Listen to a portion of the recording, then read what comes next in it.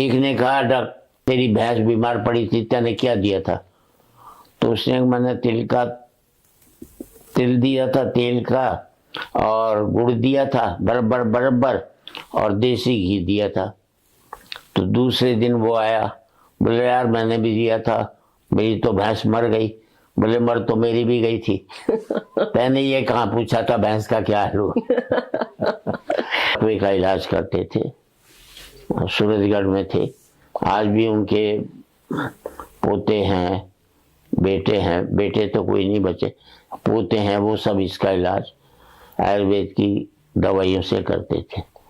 तो मतलब आज की डेट में जो प्राकृतिक चिकित्सा है और मॉडर्न साइंस है, ये एक बड़ा कॉन्फ्लिक्ट का टॉपिक बन जाता है कि लोग डॉक्टर के पास जाते हैं, नहीं एकदम काटना पड़ेगा। और जैसे आप लोगों के यहाँ आप जो करते आए हैं, जो आपने डाइट बोली है कि प्राकृतिक चिकित्सा से भी लोग ठीक होते हैं, तो इस कॉन्फ्लिक्ट को हम क्या बोलेंगे? कॉन्फ्लिक्ट का क्या है कि इस मुल्क में सबसे बड़ी दिक्कत ये है, इस मुल्क का कोई हेल्थ बजट नहीं है जी। मुल्क का हेल्थ बजट होना चाहिए। हेल्थ इस मुल्क में जो बजट है बीमार पड़ने के बाद का है, बीमार नहीं पड़े उसका कोई बजट नहीं है। उसके लिए अच्छी वायु होनी चाहिए, स्वच्छ वाटर आपको मिलना चाहिए, स्वच्छ खाना मिलना चाहिए। आप सड़कों पर लोग खाने की आइटम बेचते रहते हैं, उसमें कितनी धूल मिट्टी पड़ती है उसको नहीं देखते। उस पर बहुत सख्ती से निर्णय लेने की जरूरत है।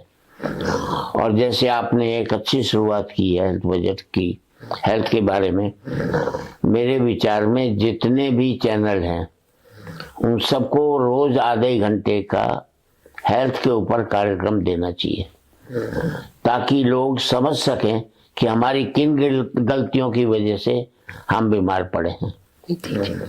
तो हॉस्पिटल में मरीजों की संख्या अपने आप कम हो जाएगी।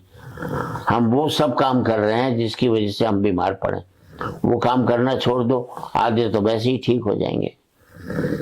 सर आधों को तो आप ही ठीक कर देते हैं हंसा हंसा के। मेरा मानना है कि मेरी हंसाना एक राष्ट्रीय रचना है, राष्ट्रीय कविता है वो।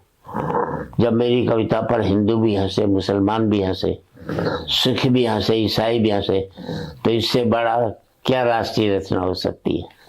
सर आजकल एंजाइटी बड़ा कॉमन हो गया है, मतलब मेरे पास भी बहुत केस आते हैं, परेशानी होती है, बॉडी पेन होती है, तो कुछ ऐसा सुना दीजिए जिससे लोग हंस पड़े। नहीं, ऐसा सुनाने की जरूरत नहीं है। मेरा दुख क्या है, हमारी एंजाइटी क्या है, हमारी परेशानी क्या है। मुझे मेरी 2 कारें सुख नहीं देती, मुझे मेरे सगे भाई की 4 कारें तकलीफ देती हैं। क्या बात है सर, आप फैंटास्टिक है सर। हाँ। सर कुछ और आप अपने दर्शकों को बताना चाहे, कुछ ऐसा कि दिल खुश हो जाए? मैं अपने दर्शकों को एक ही बात बताना चाहता हूँ, जितने भी संदेश देने वाले हैं उनसे बचकर रहें।